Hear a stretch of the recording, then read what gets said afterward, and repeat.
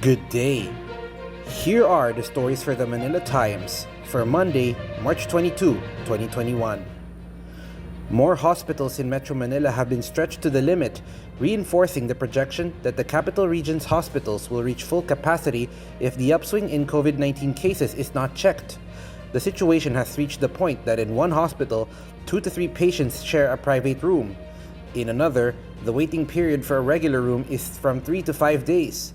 In separate interviews on Sunday, Philippine General Hospital and St. Luke's Medical Center reported that beds for both COVID and non-COVID patients were already filled. The Lung Center of the Philippines reached a similar critical level. In a radio interview on Sunday, PGH spokesman Jonas Del Rosario said 170 of the hospital's 200 beds were occupied. The intensive care unit wards were also full, he said. The government has tightened restrictions in general community quarantine or GCQ areas following the continued rise in COVID-19 cases. Palace spokesman Harry Roque Jr. announced on Sunday that the National Capital Region, Bulacan, Cavite, Laguna, and Rizal will be placed under GCQ from March 22 to April 4. Only essential travel in and out of the GCQ areas will be allowed. The 10 p.m. to 5 a.m. curfew will be maintained. Mass gatherings, including religious services, will be prohibited. Weddings, baptism, and funeral services will be limited to 10 persons. Dining in restaurants will not be allowed, Roque said. Public transportation will remain operational, but only essential travel will be allowed.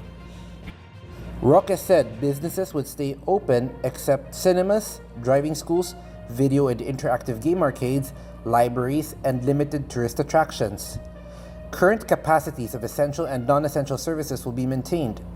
Amid the additional restrictions, Roque said the government is encouraging the private sector to adopt alternative working arrangements already in place in the executive branch of the government, such as the 30 to 50% operational or on-site capacity. Senator Christopher Lawrence Bongo on Sunday pressed for stricter community quarantine measures to control the rise in COVID-19 cases, believing people are becoming too confident. He said government authorities and health experts must find a viable balance between protecting people's lives and ensuring that operations of essential public services and industries remain unhampered. Finance Secretary Carlos Dominguez III said there were 2 reasons why the government could not allow the private sector to buy COVID-19 vaccines from manufacturers. One reason is that pharmaceutical companies insist on the government providing indemnity, and the second is the COVID-19 vaccination law. The law authorizes the Department of Health and the National Task Force Against COVID-19 to order vaccines and ancillary supplies through negotiated procurement under emergency cases as defined in Republic Act 9184 or the Government Procurement Reform Act. The law also creates a 500 million peso COVID-19 National Vaccine Indemnity Fund to compensate individuals who might suffer adverse effects from the use of vaccines. The DOH is mandated to issue a vaccine passport stating the record of COVID-19 vaccinations received by an individual.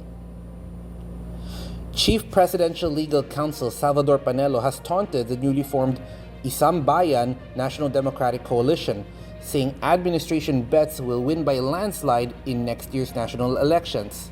He claimed that President Rodrigo Duterte, if he runs for vice president, would be unbeatable regardless of who his running mate will be. More villages in Manila will be locked down as a precaution against the surge in COVID-19 cases, Mayor Francisco Isko Moreno Domagoso said on Sunday. Domagoso said that 16 villages will be under 4-day lockdown starting on March 24 until March 27. Topping business, the country's outstanding foreign obligations picked up to $98.5 billion as of last year, according to the Bangko Sentral ng Pilipinas.